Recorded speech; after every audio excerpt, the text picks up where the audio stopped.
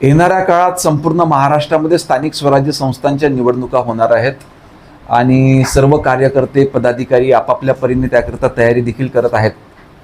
आज राज्यामध्ये आदरणीय मुख्यमंत्री देवेंद्र फडणवीस साहेबांच्या नेतृत्वामध्ये, त्याच पद्धतीनं उपमुख्यमंत्री सन्माननीय एकनाथराव शिंदे साहेब असो किंवा आमचे आदरणीय अजितदादा पवार असो, महायुतीचं सरकार अतिशय चांगल्या पद्धतीनं संपूर्ण राज्यामध्ये काम करत आहेत आणि प्रत्येक क्षेत्रामध्ये विकासाचे अनेक कामं होताना आपण त्या ठिकाणी बघतो आहे.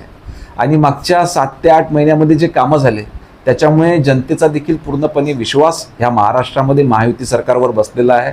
निश्चितच ह्या केलेल्या कामांमुळे येणाऱ्या स्थानिक स्वराज्य संस्थांच्या निवडणुकीमध्ये देखील भारतीय जनता पार्टी आणि महायुतीच्या सरकारलाच एक मतानं त्या ठिकाणी मतदान मिळेल. आपण जर बोलणं जर आलं तर विरोधक जे आहे महाविकास आघाडीच्या बाबतीत जर बोलायला गेलं तर वेगवेगळे दावे चालू आहे. शिवसेनाचा चिन्हच उभाटाचा झाला आणि आता शिंदे साहेबांचं काही असं म्हणजे वेगवेगळ्या प्रकार चालू आहे. प्रत्येक पक्ष आपल्या आपल्या प्रती हे काही ना काही ठिकाणी चालू आहे. काय सांगा? नाही, याच्यावर शिवसेनेच्या याच्यावरती मी जास्त टिप्पणी करणं योग्य होणार नाही, परंतु आपण सर्व महाराष्ट्राची जनता साक्षीदार आहे की ज्यावेळेस सन्माननीय शिंदे साहेब हे उद्धव ठाकरेंबरोबर न राहता त्या ठिकाणी बाहेर आले आणि भारतीय जनता पार्टीसोबत त्यांनी युती केली, त्यानंतर संपूर्ण महाराष्ट्रामध्ये निवडणुका झाल्या आणि आदरणीय शिंदे साहेबांच्या पक्षाला एकतर्फी मतदान हे त्या ठिकाणी शिवसेनेच्या ऐवजी त्या ठिकाणी नागरिकांनी केलं आणि मोठा मॅन्डेट त्या ठिकाणी सन्माननीय एकनाथराव शिंदे साहेबांच्या आमदार लोकांना त्या ठिकाणी मिळाला.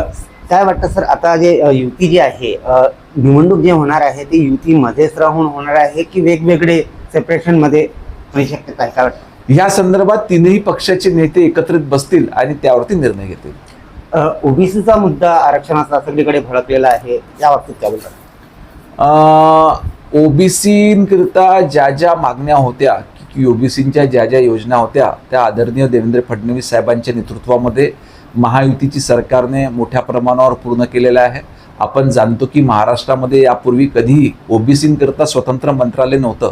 ते स्वतंत्र मंत्रालयाची स्थापना सन्माननीय देवेंद्र फडणवीस साहेबांच्या नेतृत्वात त्या ठिकाणी झाली. ओबीसींकरता प्रत्येक जिल्ह्यामध्ये स्वतंत्र असं वसतिगृह विद्यार्थ्यांकरता असावं याचा निर्णय देखील आणि ते वसतिगृह सुरू देखील प्रत्येक जिल्ह्यात झालेले आहेत. याच्या व्यतिरिक्त अनेक योजना त्या ठिकाणी ओबीसी प्रवर्गाकरता आदरणीय देवेंद्र फडणवीस साहेबांनी सुरू केलेल्या आहेत. त्याच्यामुळे निश्चितच ओबीसींचा देखील मोठ्या प्रमाणावर पाठिंबा भारतीय जनता पार्टी आणि महायुतीच्या बाजूने राहील.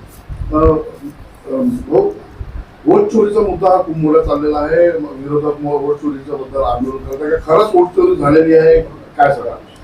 नाही, काँग्रेस पक्षाला नेहमी जेव्हा जेव्हा त्यांना मतदान कमी मिळते किंवा त्यांचं सरकार निवडून येत नाही त्यावेळेस असा कुठला ना कुठला मुद्दा ते पुढे करत असतात. लोकसभेच्या वेळेस जेव्हा त्यांना त्यांच्या सीट जास्त आल्या तेव्हाच त्यांनी हा मुद्दा उपस्थित केला नाही, परंतु जेव्हा विधानसभेमध्ये पूर्णपणे त्यांचा त्या ठिकाणी पराभव झाला त्यावेळेस त्यांनी अशा पद्धतीचे चुकीचे मुद्दे ते समोर आणतात. वर्धा जिल्ह्याच्या बाबतीत जर बोलायला गेलं येणाऱ्या काही काळामध्ये निवडणूक जाहीर होणार आहे. चुकांची घाई गडबड खूप वाढत चाललेली आहे. काय एक संदेश आपल्या वर्धा जिल्ह्याच्या लोकांकडे असणार आहे? वर्धा जिल्ह्यामध्ये देखील भारतीय जनता पार्टी आणि महायुतीमध्ये अतिशय चांगले कार्यकर्ते पदाधिकारी आहेत जे लोकांमध्ये राहून जनतेचे कामं त्या ठिकाणी करत असतात. निश्चितपणे पक्ष सर्वे करून त्या ठिकाणी चांगल्या उमेदवारांना तिकीट देईल. धन्यवाद. थँक्यू.